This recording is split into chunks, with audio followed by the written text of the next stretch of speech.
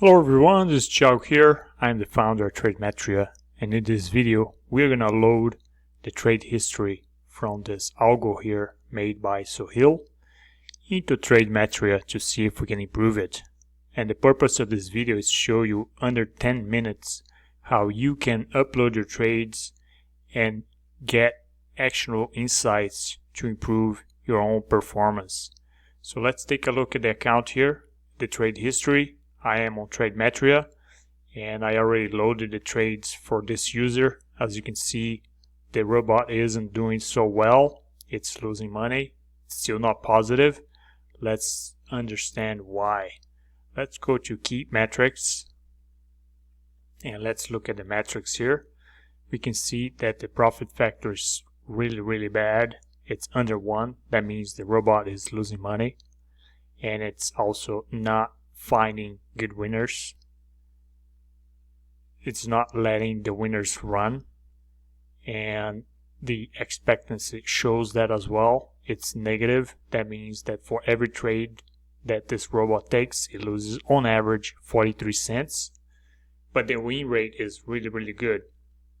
But the winners are just too small. As you can see here, the win average is only $1.50 versus minus 15 for the loss average. So even though you have a really good solid win rate, the robot is losing money because it doesn't have good risk controls.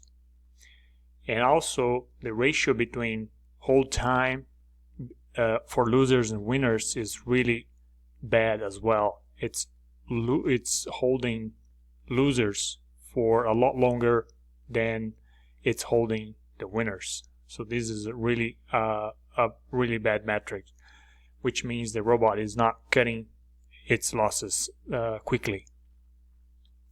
And there are more metrics here, but we can go over on a longer video.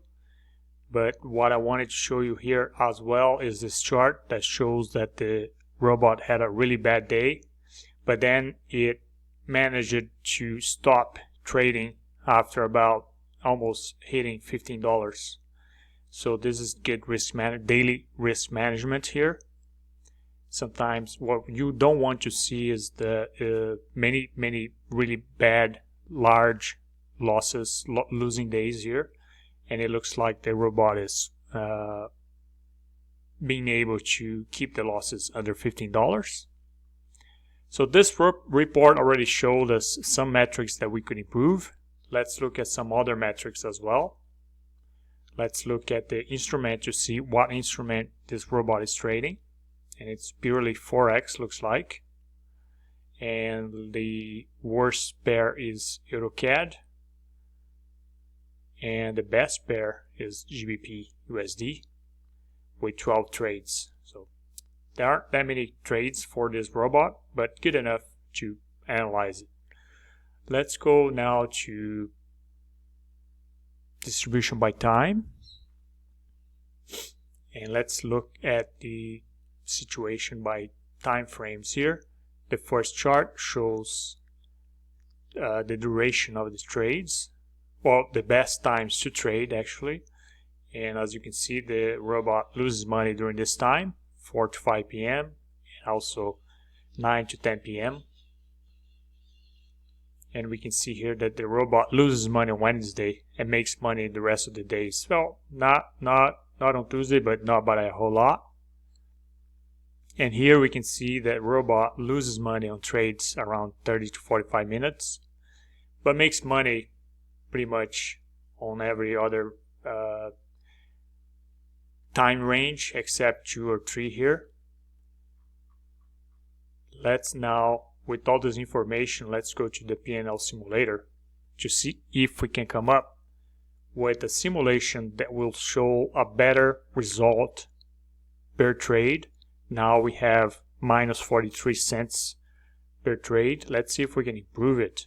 So we know that Wednesday is the worst day, so let's just make a simulation where the robot does not trade on Wednesdays. And let's simulate it here. And as you can see, if the robot only trades on these days, that's it. No more changes or improvements. The robot is already making money. from minus 43 cents per trade. Now the robot makes 47 cents per trade. That's already an improvement of like what, more than 200%, right? And then let's look at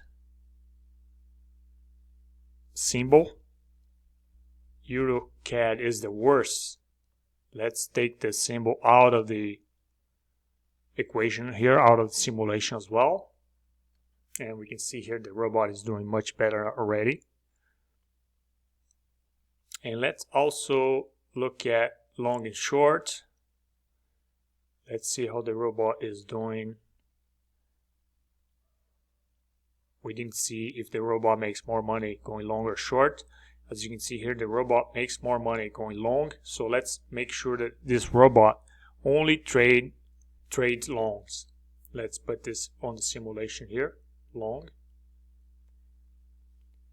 And look at this. Now the robot is making $1.27 per trade from minus 43 cents. Now this robot is positive, but not only that, the equity is really smooth with almost no drawdown. And we can continue making simulations here by date or by tags. If the robot had its strategies tagged into every trade, we would be able to use tags, but this is not the case because we picked a robot out of a website. But we could filter or simulate even better with their strategies, with the best strategies. And we could also simulate by duration range. Let's look at the duration range here. Let's see if we can pick an even better result. Let's see if we can make money.